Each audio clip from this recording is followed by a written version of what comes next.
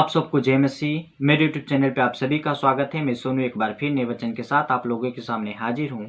आज का वचन मत्ती रचित सुसमाचार उसका 11 अध्याय 25 पद से लिया गया है। वचन का हेडिंग है बोझ से दबे लोगों के लिए विश्राम।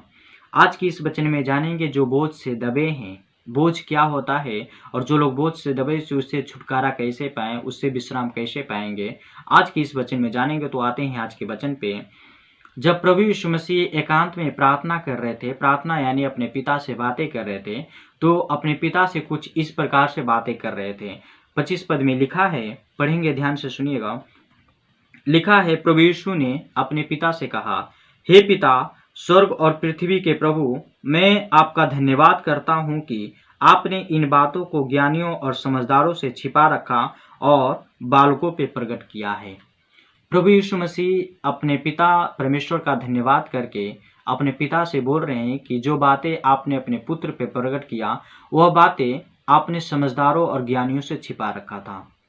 इसलिए परमेश्वर अपने पुत्र पे प्रकट किए, क्योंकि परमेश्वर जानते थे कि जब अपने पुत्र को मनुष्य के बीच में भेजूंगा तो यह बात सारी प्रकट करूंगा अपने पुत्र पे। क्योंकि प्रभु जानते थे, परमेश्वर जानते थे कि अगर ज्ञानियों पे, समझदारों पे प्रकट करूंगा तो उनके लिए सब कुछ संभव नहीं हो सकता है।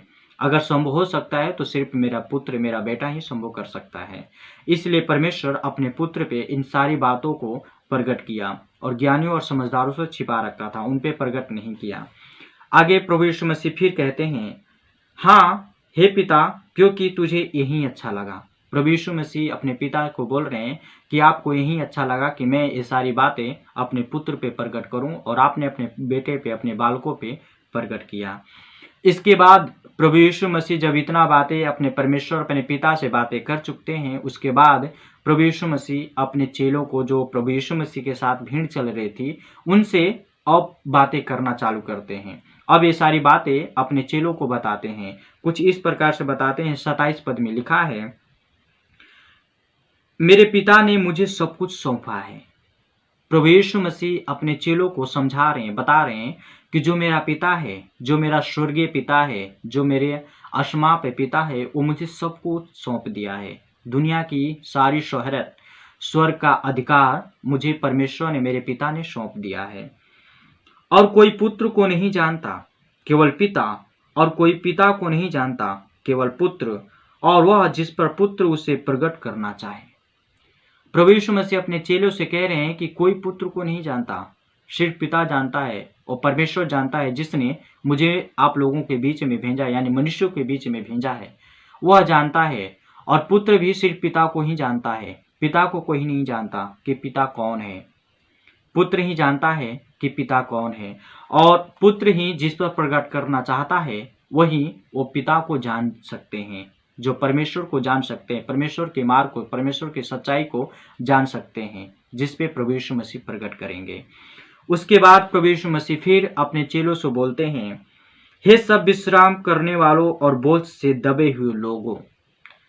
ये प्रभु यीशु मसीह अपने लोगों को आवाज लगा के, जो प्रभु यीशु मसीह के साथ काफी भीड़ें चल रहे थे, उनसे प्रभु यीशु मसीह बोलते हैं, हे सब विश्राम करने वालों और बोझ से दबे हुए लोगों, मेरे पास आओ, मैं तुम्हें विश्राम दूंगा। प्रभु यीशु मसीह क्या कहते हैं कि जो लोग बोझ से दबे हैं, बोझ क्या है? जितने संसारी की चिंता है, जितने पारिवारिक की चिंताएं हैं, जितने अगल बगल के बातों के टेंशन हैं, वो हमारे ऊपर एक बोझ बन जाता है और उससे हम दब जाते हैं। दबने का मतलब है कि उससे हम घटते चले जाते हैं। इतने टेंशन में, इतने गहरे टेंशन में चल जाते हैं कि मेरा सब कुछ बिखर जाता है। इसलिए प्रभु यीशु मसीह जो लोग बोझ से दबे हैं, उनको आवाज लगाते हैं, और आवाज लगा के पुकार के बोलते हैं, हे बोझ से दबे हुए लोगों, मेरे पास आओ। और आगे क्या बोलते हैं प्रभु यीशु मसीह? मेरे पास आओ और मैं तुझे विश्राम दूंगा, क्योंकि मेरा जुआ अपने ऊपर उठा लो और मुझसे सीखो, क्योंकि अब मैं नम्र और मन में दीन हूं। प्रभु यीशु मसीह कहते हैं, मेरा जुआ, यानी जो मेरा बोझ है, जो मेरा वचन है, वो अपने ऊपर उठाओ। इस सारी दुनिया की चिंता, इस सारी दुनिया की बोझ, जो चिंता के रूप में एक बोझ बना है, इसे छोड़ दो और मेरे वचन को उठाओ और मेरे पीछे हो लो। जैसे मैं दीन हूँ, जैसे मैं परमेश्वर के सामने, अपने पिता के सामने दीन हूँ, नम्र हूँ, वैसे तुम हो अपने परमेश्वर, अपने पिता के सामने, मेरे सामने नम्र बनो, दीन बनो। तब क्या होगा कि तुम्हारे बोझ, जो तुम्हारे टेंशन हैं, जो तुम्हारे दुख हैं, वो कम हो जाएंगे, वो समाप्त हो जाएंगे, वो लुप्त हो जाएंगे। प्रभु यीशु मसीह ऐसे अपने बच्चों को उपदेश दिया करते थे, अपने लोगों को समझाते थे। मेरे प्रियो, इस वचन से प्रभु यीशु मसीह ना कि सिर्फ जो प्रभु यीशु मसीह के साथ भीड़ चली थी उनको, बल्कि जितने लोग आप सुन रहे हैं, जितने लोग आप वचन पढ़ते हैं, आप सबको प्रभु यीशु मसीह बुलाते हैं और समझाते हैं और यही कहते हैं कि अपने बोझ को, अपने सारी चिंताओं को छोड़ दो और मेरे पीछे हो लो, क्योंकि जो मेरा जुआ है वो हल्का है, वो सहज है, वो इस बोझ की तरह, इस संसारिक बोझ की तरह नहीं है, इस संसारिक टेंशन की तरह नहीं है, इस संसारिक दुख की तरह नहीं है। मेरा दुख बहुत कम है, मेरा दुख बहुत हल्का है और मेरे वचनों पे हो चलो। तो मुझे उम्मीद है कि ये वचन आप लोग को समझ में आ गया होगा और आप लोग प्रभु के पास चले आइए, आपका जीवन उद्धार हो जाएगा, आपके जीवन में कल्याण हो जाएगा। तो बस आज के लिए इतना ही। जितने लोग आप सुन रहे हैं, देख रहे हैं, प्रभु यीशु मसीह इस वचन से आप सबको आशीष दे।